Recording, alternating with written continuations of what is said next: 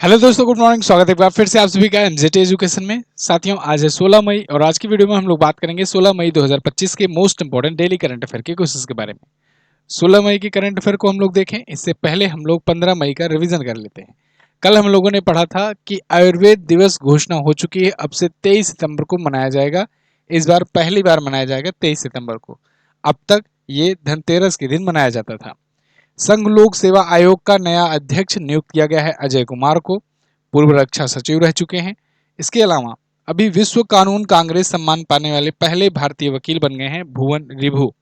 Operation सिंदूर के बाद भारत ने देश में तिरंगा यात्रा शुरू की है और 15 दिनों की ये है ऑपरेशन सिंदूर की सफलता को उजागर करने के लिए।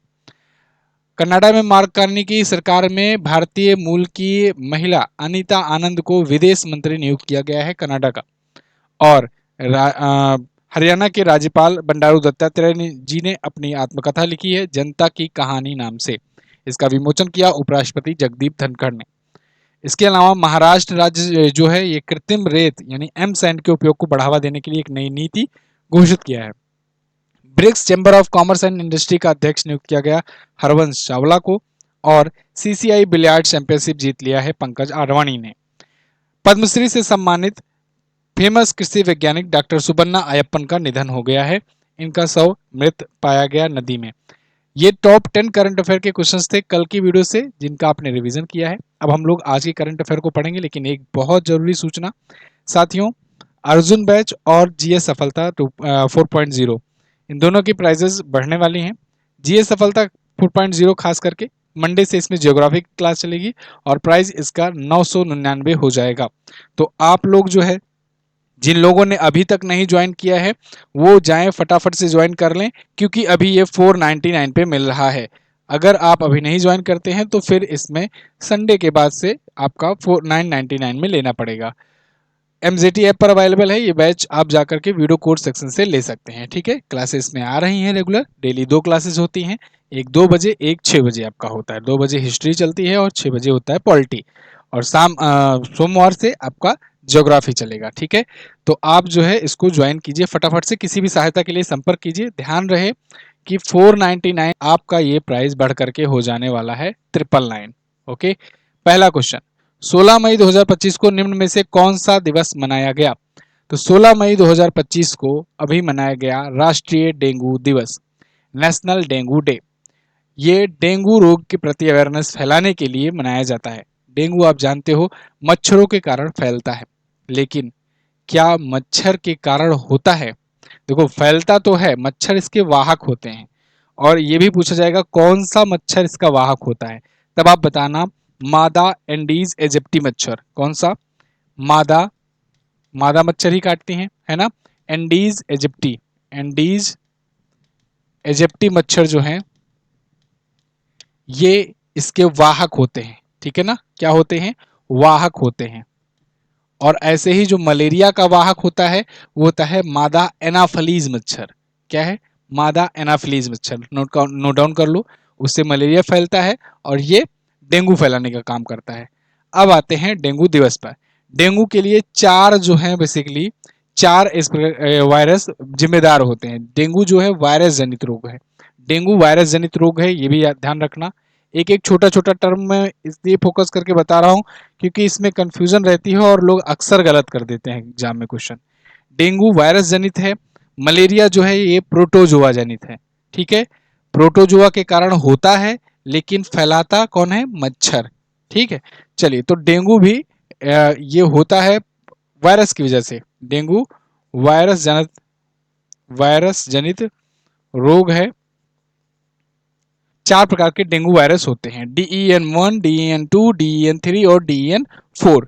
इनके कारण ये होता है। ठीक है जी, तो चार डेंगू वायरसाणुओं में से किसी एक से संक्रमित होने पर एंडीज एजिप्टी मच्छर, पहले वो मच्छर इन चार वायरस में से किसी एक से संक्रमित होंगे, फिर वो मच्छर जाकर किसी को काटेंगे तो उसको डेंगू होता है। ओके, तो इसमें पीत ज्वर जीका विषाणु चिकनगुनिया भी संचारित करता है यही वाला मच्छर। डेंगू का पहला टीका किसने विकसित किया था अगर पूछा जाएगा तो सनोफी पास्चर ने।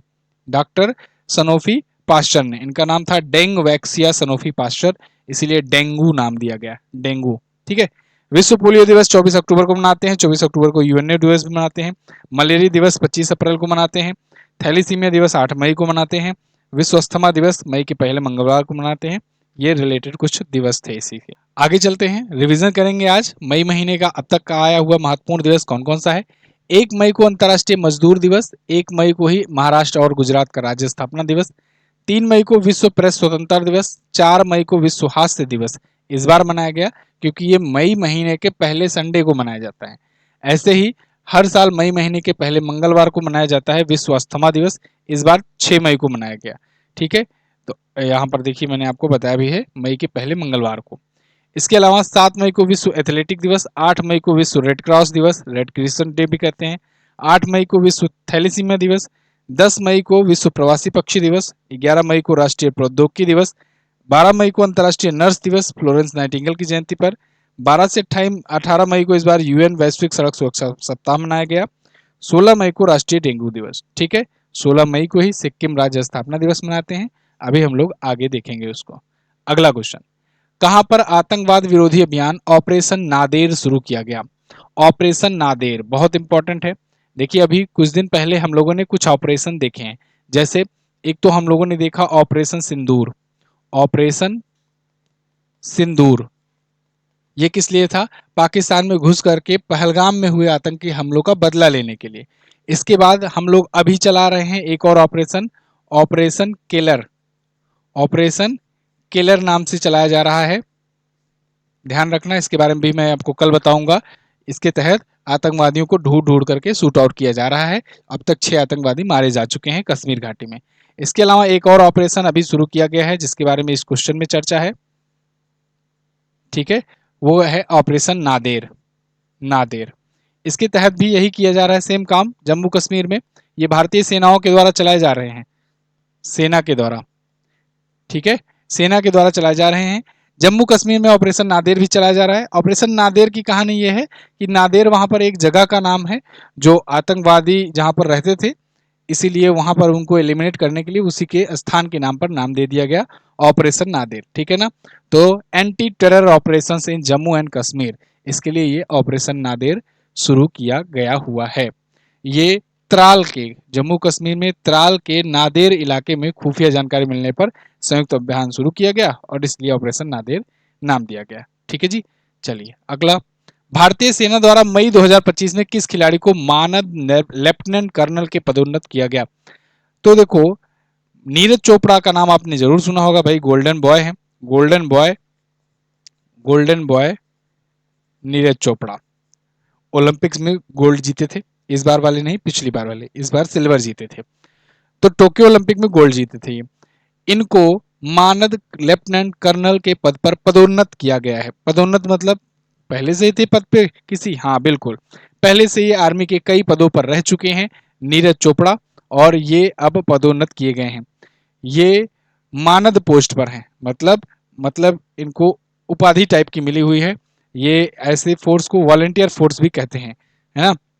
तो देखिए यहाँ पर नीरज चोपड़ा मानद लेफ्टिनेंट कर्नल पहुंचे हैं। सबसे पहले 2017 में इनको राजपूताना राइफल्स रेजिमेंट में नायाब सूबेदार नियुक्त किया गया था। 2021 में ये सूबेदार पर पोस्ट पर पहुंचे प्रमोट होकर। 2022 में ये सूबेदार मेजर बने और अब इनको लेफ्टिनेंट कर्नल बना दिया गया है। ठीक है, तो ये भारतीय सेना में राजपूताना राइफल्स रेजिमेंट में हैं, ये बात ध्यान रखना। इनको कौन कौन से पुरस्कार मिल चुके हैं। 2022 में इनको पद्मश्री मिला था, चौथा नागरिक सम्मान। परम विशिष्ट सेवा पदक मिल चुका है, आर्मी की तरफ से ये मिलता है। मेजर ध्यानचंद खेल रत्न पुरस्कार इनको 2021 में मिला था, खेल का क्षेत्र का सबसे बड़ा पुरस्कार होता है। अर्जुन पुरस्कार इनको 2018 में मिला था। तो टोक्यो ओलंपिक में इन्होंने गोल्ड जीता था और अभी पेरिस ओलंपिक जो हुआ उसमें इन्होंने सिल्वर जीता था। नीरज चोपड़ा जेवलिन से, भाला फेंक से संबंधित हैं, ये तो आपको याद ही होगा। 14 मई 2025 को न्यायमूर्ति बी.आर. गवई ने कौन से में सीजीआई के रूप में शपथ ग्रहण की। तो साथियों 14 मई 2025 को जस्टिस बी.आर. गवई ने 52वें सीजीआई के रूप में शपथ ग्रहण की। 52nd ये बन गए हैं चीफ जस्टिस ऑफ इंडिया। इनको पद और गोपनीयता की शपथ दिलाई भारत की महामहिम राष्ट्रपति द्रौपदी मुर्मू जी ने। तो ये बन गए हैं 52वें चीफ जस्टिस ऑफ इंडिया। अच्छा, ये चीफ जस्टिस बनने वाले पहले बौद्ध धर्म के व्यक्ति हैं, ये भी ध्यान रखना, क्वेश्चन बन सकता है आपसे। ये आज तक के इतिहास में पहले बौद्ध धर्म वाले ये बने हैं जस्टिस। किसकी जगह पर आए हैं? जस्टिस संजय खन्ना की जगह पर, जो 51 में थे।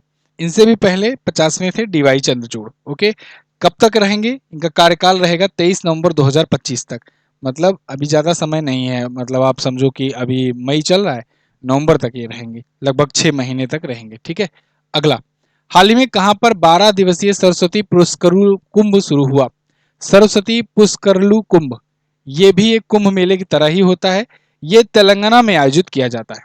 सरस्वती पुष्करलू कुंभ, ये सरस्वती माता की पूजा इसमें की जाती है और सरस्वती नदी को इसमें पूजा जाता है। ऐसा माना जाता है कि सरस्वती नदी, गोदावरी नदी और प्राणहिता नदी इन तीनों का संगम होता है और इसी संगम के तट पर, जो तेलंगाना का संगम है उसे बता रहे हैं, वहां भी एक त्रिवेणी संगम है। प्रयागराज में तो है ही त्रिवेणी संगम, जहाँ गंगा, यमुना और सरस्वती नदी मिलती हैं। यहाँ पर भी सरस्वती, गोदावरी और प्राणहिता नदी मिलती हैं। तो यहाँ भी एक त्रिवेणी संगम है जो कि पड़ता है तेलंगाना के कालेश्वरम में। तो उसी त्रिवेणी संगम पर भी ये 12 वर्षों के बाद कुंभ मेले की तरह बिल्कुल ये भी एक कुंभ मनाया जाता है। इसका नाम है सरस्वती पुष्करालू उत्सव या सरस्वती पुष्करालू कुंभ। ठीक है, तो ये भी एक प्रकार का कुंभ ही है, 12 वर्षों में एक बार ये भी आता है, ये भी ध्यान रखना आपको। सरस्वती नदी को समर्पित है। सरस्वती नदी आज के टाइम पर विलुप्त है। तेलंगाना के बारे में बात करें, तेलंगाना आपको यहाँ पर दिख जाएगा मैप में। तेलंगाना यहाँ पर है, आंध्र प्रदेश से अलग हुआ था। कब अलग हुआ था ये? तो 2 जून 2014 को अलग हुआ था। याद रखना, 2 जून डेट याद रखना, 2014 को अलग हुआ था आंध्र प्रदेश से। हैदराबाद राजधानी है, 33 जिले हैं, विधानसभा में 119 सीटें, लोकसभा में 17 और राज्यसभा में यहाँ से 7 सीट जाती हैं। रेवंत रेड्डी कांग्रेस पार्टी से सीएम है। जिष्णु देव वर्मा यहाँ के गवर्नर हैं। हुसैन सागर, निजाम सागर, भद्रकाली झील है। श्री सैलम टाइगर रिजर्व भी है, कंवल वन्यजीव अभयारण्य है। इसके अलावा चर्चित स्थलों में चार मीनार, गोलकुंडा किला, बिरला मंदिर है। ठीक है, अगला, एनटीपीसी अर्जुन बैच 199 प्राइस किया गया है। जिसको जिसको ज्वाइन होना है फटाफट से इसको ज्वाइन कर लीजिए और आप पूरा सिलेबस अपना कवर कीजिए। आपका कोई भी सिलेबस का पोर्शन छूटा है तो बिल्कुल सिलेबस अकॉर्डिंग सारे सब्जेक्ट कवर करा दिए गए हैं। आप जाइए, इसको परचेज कीजिए। बहुत सारे लोग इसको ज्वाइन कर रहे हैं। एनटीपीसी की डेट आ गई है, रिवीजन करो। कोई भी चीज जो छूटा हुआ है उसको फटाफट से कवर करो और प्रैक्टिस सेट शुरू कर दो लगाना। और जीएस सफलता 4.0 बैच क्लासेस में रेगुलर चल रही हैं और अब प्राइस बढ़ने वाला है इसका। 2 दिनों के बाद प्राइस बढ़ जाएगा और 999 हो जाएगा। तो इससे पहले कि 999 में हो, आप 499 में इसको परचेज कीजिए फटाफट से जाकर एमजीटी ऐप पर। और ज्योग्राफिक क्लास मैंने आपको बताया सोमवार से चलने वाला है। MGT app Google play store पर मिलेगा। वीडियो कोर्स सेक्शन में जाना है, वहीं से मोस्ट पॉपुलर बैच में जाना है और जीएस सफलता बैच परचेज करना है। कोई भी डाउट हो, किसी भी सहायता के लिए आप व्हाट्सएप कीजिए, जगह जगह आइकन आपको बना मिलेगा। चलिए अगला क्वेश्चन, हाल ही में आयोजित खेलो इंडिया यूथ गेम्स में किस राज्य ने शीर्ष स्थान हासिल किया या सबसे ज्यादा पदक जीता? तो सबसे ज्यादा पदक के मामले में महाराष्ट्र ही रहता है टॉप पर। ठीक है, खेलो इंडिया यूथ गेम्स समापन हो चुका है। इस बार था इसका 8वां संस्करण, ध्यान रखना। और कहां पर हुआ? इस बार ये बिहार में हुआ। बिहार के 5 जिलों में आयोजित किया गया। तो महाराष्ट्र इस बार भी रहा टॉप पर। गज सिंह, मैंने आपको इनका दिखाया था चेहरा, गज सिंह ये मस्कट हैं, मस्कट को नियुक्त किया गया था गज सिंह। ठीक है, याद रखना, पूछा जाएगा। तो 4 मई से 15 मई तक चला गज सिंह मस्कट, याद रखना। 8वां संस्करण था। बिहार के 5 जिले में पटना, नालंदा, गया, भागलपुर और बेगूसराय में हुआ। महाराष्ट्र सबसे ज्यादा 58 गोल्ड के साथ 158 टोटल मेडल के साथ टॉप पर रहा। दूसरे पर हरियाणा रहा 39 गोल्ड के साथ। तीसरे पर रहा राजस्थान 24 गोल्ड के साथ। ये मेडल टेबल भी है, अगर आप और इत्मीनान से देखना चाहते हो तो देख सकते हो। उत्तर प्रदेश 7वें स्थान पर रहा। अगला, हाल ही में पाकिस्तान के किस प्रांत ने पाकिस्तान से स्वतंत्रता की घोषणा कर दी? तो भाई बलूचिस्तान जो है, इसने कहा है कि अब हम पाकिस्तान का हिस्सा नहीं रहेंगे। देखिए, पाकिस्तान में ना 4 प्रांत हैं। कौन कौन से प्रांत हैं? पंजाब है, सिंध है, खैबर पख्तूनख्वा है और इधर है बलूचिस्तान। इनमें से एक बहुत बड़ा प्रांत है बलूचिस्तान। इसने अपने आप को स्वतंत्र घोषित कर दिया है। इसने कहा है कि अब हम, हमारा अलग अपना देश होगा, हम पाकिस्तान के साथ नहीं रहेंगे। बीएलए नाम की यहाँ पर, बलूचिस्तान लिबरेशन आर्मी नाम से यहाँ पर एक फोर्स काम करती है और ये लगातार अटैक पर अटैक किए जा रही है पाकिस्तान पर। पिछले दिनों में कई सारे वीडियोज वगैरह आपने देखे होंगे, इस पर हालांकि मैं भी वीडियो दे चुका हूं, लगातार कई बार दिया हुआ हूं। ये देखिए 8 महीने पहले मैंने आपको दिया था, इसको 14 लाख से ज़्यादा लोगों ने देखा हुआ है। इसके अलावा अभी आज भी एक वीडियो इस पर आएगी, इस टॉपिक पर, क्योंकि अभी रिसेंट की जो एक्टिविटीज़ हुई हैं उनको हम लोग कवर करेंगे, कई दिनों से डिले होता जा रहा है। तो तभी मैंने आपको बता दिया था कि पाकिस्तान के 2 टुकड़े होने वाले हैं 8 महीने पहले, और अब देखिए आखिरकार बलूचिस्तान ने खुद को डिक्लेयर कर दिया कि अब हम अलग हैं। मतलब हम पर कोई कंट्रोल नहीं है पाकिस्तान का। इन्होंने अपना झंडा भी फहरा दिया है, अपनी एम्बेसी भी बनाने की बात की हुई है अलग अलग देशों में। इन्होंने यूएन से मान्यता मांगी है कि यूएन हमको अप्रूवल दे और हम बन जाएं 194वां देश। बलूचिस्तान अगर बनता है तो ये 194वां देश बनेगा, देश बन सकता है। यहाँ बन सकता है क्यों कह रहा हूं, क्योंकि जब तक यूएन नहीं कहेगा तब तक कैसे मान लेंगे। यूएन में 193 सदस्य देश हैं, दक्षिण सूडान लास्ट वाला है, ठीक है ना, 193वां वाला। ये 194वां सदस्य बन सकता है अगर यूएन मान्यता देता है तो। भारत को भी ये अट्रैक्ट करने की कोशिश कर रहे हैं, कह रहे हैं भाई हम तो आपके मित्र हैं, आप हमारे बड़े भाई जैसे हो, और आओ मिल करके पाकिस्तान को धूल चटाई जाए। तो बलूचिस्तान लगातार घाव पे घाव दिया जा रहा है। अब ऐसा नहीं है कि पाकिस्तान में ये पहले से दिल से जुड़ा रहा था और अभी मनमुटाव हुआ है और अभी अलग होना चाह रहा है। एक्चुअली में ना पाकिस्तान इस पर जबरदस्ती धोखे से इसको अपने में मिला करके अपना विस्तारीकरण किया था। 1947 में जब पार्टीशन हुआ था इंडिया और पाकिस्तान का, तो उस टाइम ही बलूचिस्तान अपने आप को अलग घोषित किया था। इसने कहा कि हम अलग ही रहेंगे। यहाँ पर कलात रियासत चला करती थी। आज डिटेल में मैं वीडियो लाऊंगा तो इस पर डिटेल में चर्चा करेंगे हम लोग, पूरा इतिहास इसकी देखेंगे। लेकिन फिर क्या हुआ कि 1 साल बाद ही मोहम्मद अली जिन्ना जो है ये जाकर के इस पर कब्जा कर लिए आज़ादी के बाद, और 1948 में इसे जोड़ लिए पाकिस्तान में। तब से पाकिस्तान का हिस्सा तो रहा, लेकिन पाकिस्तान इन बलूचिस्तान के लोगों को ना एक हे दृष्टि से देखता है, बहुत पिछड़े दृष्टि से देखता है।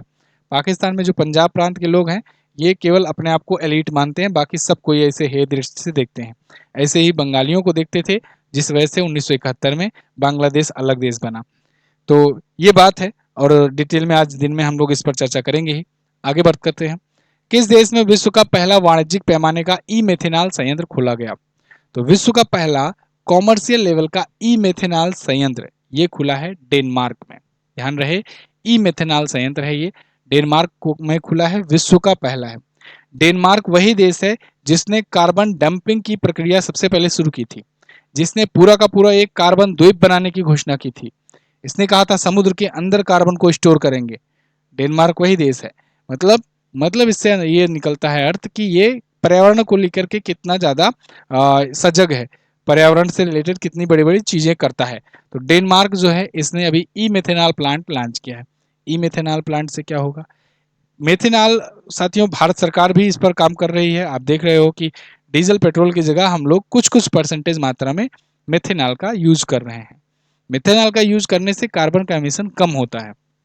ऐसे ही ये भी करेंगे। इन्होंने लक्ष्य बनाया है कि 2030 तक कच्चे तेल के स्थान पर मेथेनॉल का उपयोग करके आयात में 10% तक की कमी ला दी जाए। मतलब इनको कच्चा तेल ना खरीदना पड़े। ये संयंत्र जो होगा ये कार्बन उत्सर्जन को कम करने में मदद करेगा। सालाना 42,000 मीट्रिक टन ई मेथेनॉल का उत्पादन करेगा, जो लगभग 53 मिलियन लीटर के बराबर होता है। तो इसके लिए सहयोग कर रही है यूरोपियन एनर्जी, जो कि डेनमार्क की ही कंपनी है, और जापान की एक कंपनी है मित्सुई, वो दोनों मिल करके ये बना रही हैं विश्व का पहला व्यावसायिक पैमाने का ई मेथेनॉल संयंत्र। अगला, अप्रैल 2025 में किसको ICC men's player of the month का अवार्ड दिया गया? आईसीसी मेंस और विमेंस हर महीने दिया जाता है, और आईसीसी के द्वारा दिया जाता है, इंटरनेशनल क्रिकेट काउंसिल के द्वारा, पिछले महीने के बेहतरीन प्रदर्शन को देखते हुए। तो अप्रैल महीने के लिए लिस्ट आ गई है विजेता की। इसमें मेंस के लिए जीता है मेहदी हसन मिराज ने। मेहदी हसन मिराज जो हैं ये बांग्लादेश के हैं। इसके बाद विमेंस के लिए स्कॉटलैंड की खिलाड़ी हैं कैथरीन ब्रीस, इन्होंने जीता हुआ है। ये स्कॉटलैंड की हैं, बल्लेबाज हैं, और मेहदी हसन मिराज ये बांग्लादेश के ऑलराउंडर हैं। तो इन दोनों को मेंस का और विमेंस का दिया गया है रिस्पेक्टिवली। ठीक है, मेहदी हसन मिराज बांग्लादेश के तीसरे बने हुए हैं खिलाड़ी जिन्होंने ये अवार्ड पाया हुआ है। सबसे पहले 2021 के जनवरी में दिया गया था। ऋषभ पंत जो है ये पुरुष के विजेता बने थे। आईसीसी यानी इंटरनेशनल क्रिकेट काउंसिल 1909 में स्थापना हुई थी। अध्यक्ष हैं जय शाह, हेडक्वार्टर इसका दुबई में है। आज का लास्ट क्वेश्चन, सिक्किम राज्य स्थापना दिवस कब मनाया जाता है? तो साथियों, सिक्किम का राज्य स्थापना दिवस भी 16 मई को यानी कि आज मनाया गया। मैंने आपको बताया 16 मई को शुरुआत में ही कि सिक्किम राज्य स्थापना दिवस मनाया जाता है और डेंगू दिवस भी मनाया जाता है। ये भारत के 22वें राज्य के रूप में शामिल किया गया था। इसको शामिल करने के लिए भारतीय संविधान में 36वां संविधान संशोधन किया गया था। कब किया गया था? 1975 में। इंदिरा गांधी जी के टाइम पीरियड पर 1975 में 36वां संविधान संशोधन किया गया था। आप थोड़ा सा टाइमिंग अंदाजा लगाओ। उस समय भारत में काफी आंतरिक मामलों में डिस्टर्बेंस भी चल रही थी। हालांकि उसी बीच ये बहुत बड़ी अचीवमेंट हुई थी। क्यों? क्योंकि जस्ट इसके आप 40 दिन बाद, 40 दिन जोड़ो, 40 दिन बाद इमरजेंसी लग गई थी। इमरजेंसी की डेट याद है? इमरजेंसी की डेट याद है ना? 25 जून 1975। ये डेट याद रखना, डेट भी कभी कई बार एग्जाम में पूछ लिया जाता है। 25 जून 1975 को इमरजेंसी की घोषणा कर दी गई थी ना, तो जस्ट 40 दिन बाद ही किया गया था, जब सिक्किम को हम लोगों ने ऐड कर लिया था तब। खैर, सिक्किम जो है ये 3 देशों से अपना बॉर्डर लगाता है, चीन, नेपाल और भूटान से। भारत में केवल एक राज्य से लगाता है। राज्य में अगर बात करें तो केवल एक राज्य से बॉर्डर लगाता है, दैट इज पश्चिम बंगाल। पश्चिम बंगाल, ठीक है ना। यहीं पर कंचनजंगा पीक है, जो कि दुनिया की तीसरी और भारत में सबसे ऊंची चोटी है। भारत की सबसे ऊंची चोटी है केटू गाडविन आश्रम, जो कि पीओके में है अभी। और भारत में सबसे ऊंची चोटी है कंचनजंगा, जो कि सिक्किम में है, जो कि दुनिया की तीसरी है। ठीक है, माउंट एवरेस्ट के बाद केटू है, केटू के बाद ये है कंचनजंगा। तो ये थे साथियों आज के दिन के टॉप 10 करंट अफेयर के क्वेश्चंस। आई होप आपको वीडियो पसंद आई होगी। वीडियो पसंद आई है तो लाइक शेयर वगैरह कर दीजिएगा। कल के क्वेश्चन को देखते हैं। कल मैंने पूछा था भारतीय महिला क्रिकेट टीम की कप्तान वर्तमान में कौन है? तो हरमनप्रीत कौर है। उत्तर प्रदेश सरकार ने ओडीओपी योजना कब शुरू की थी? तो 24 जनवरी 2018 को शुरू की थी। अब तक 74 प्रोडक्ट इससे जुड़ गए हैं। अब बताइए कि आज आपको क्या बताना है। क्यू का शब्द, क्यू शब्द का संबंध किस खेल से है? कल मैंने आपसे पूछा था और कल मैंने आपको बताया भी था कल की वीडियो में। अगर आप कल की वीडियो ध्यान से देखे होगे तो जरूर आंसर कर ले जाओगे।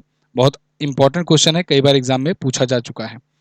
ब्रिक्स का 10वां स्थायी सदस्य कौन बना है? ये भी आगे आने वाले एग्जाम में जरूर पूछा जाएगा, क्योंकि इसी साल ये ऐड हुआ है। दोनों क्वेश्चंस के बारे में जो भी पता हो डिटेल में जरूर आंसर करना। साथियों, मैं मिलूंगा आपसे अगली वीडियो में। और अगेन आपको रिमाइंड करा दूं, जीएस सफलता 4.0 ये हो जाएगा 2 दिन बाद 999 में, तो इसको जल्दी से लीजिए। और अर्जुन बैच जो एनटीपीसी का है ये 199 में है, तो इसको जाकर के फटाफट से ले लीजिए जिनको एनटीपीसी की तैयारी करनी है। Thank you so much. जय हिंद, वंदे मातरम।